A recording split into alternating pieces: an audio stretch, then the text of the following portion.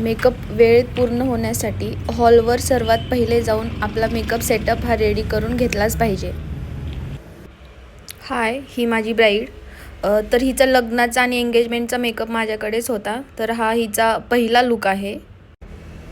पहिल्या लूकमध्ये कुंकू वगैरे लागलेला, तर तो पूर्ण क्लीन करून असा क्विक टचअप आम्ही करून दिला होता. तिचा सेकंड लूक हा रिंग एक्सचेंजसाठीचा होता. नंतर तिला हळदीसाठी आम्ही अशा पद्धतीने रेडी केलेलं. तर दुसऱ्या दिवशी सकाळी 8 वाजता तिचा सप्तपदी होता. तर त्या लूकसाठी मी सगळ्यात पहिले ड्रेपिंग करून घेतली आणि नंतर मेकअपला स्टार्ट. साडी ड्रेपनंतर मी पटकन तिची हेअरस्टाईल पण रेडी करून घेतली, म्हणजे जेणेकरून आपल्याला पटकन मेकअपला स्टार्ट करता येईल.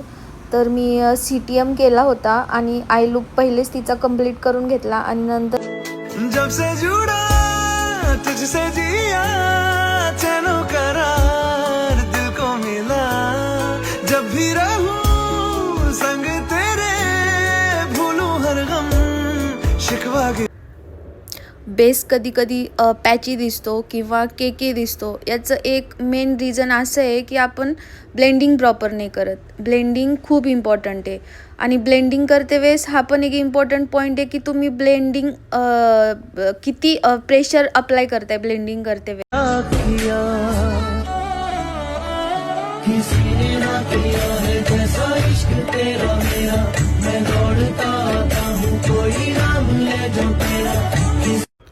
अशा पद्धतीने मी ब्लेंडिंग कंप्लीट करून घेतली आणि तिच्या लूकला कॉम्प्लिमेंट करेल असं लिपस्टिक आणि टिकली लावून आपण लूक कंप्लीट केला. त्याच्यानंतर मी तिची जी राहिलेली ज्वेलरी आहे ती पण तिला वेअर करून दिली आणि अशा पद्धतीने तिचा हा विधी लूक हा पूर्ण कंप्लीट केला.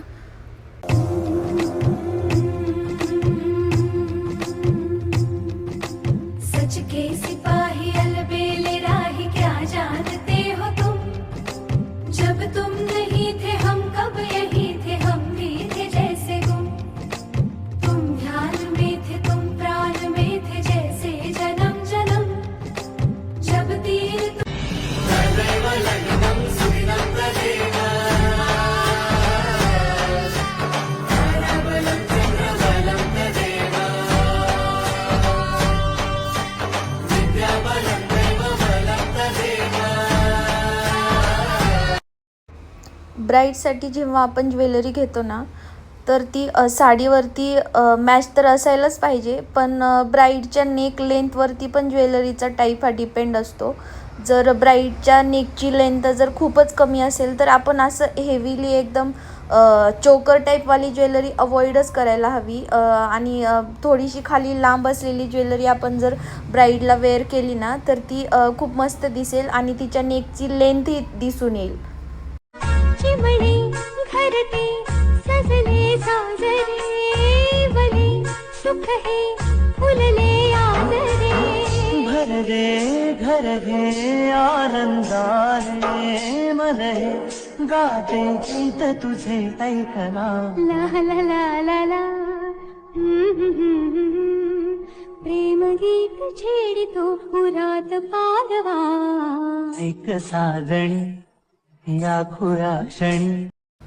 अशा पद्धतीने विधी लूकसाठी माझी ब्राईड ही पूर्णपणे रेडी होती.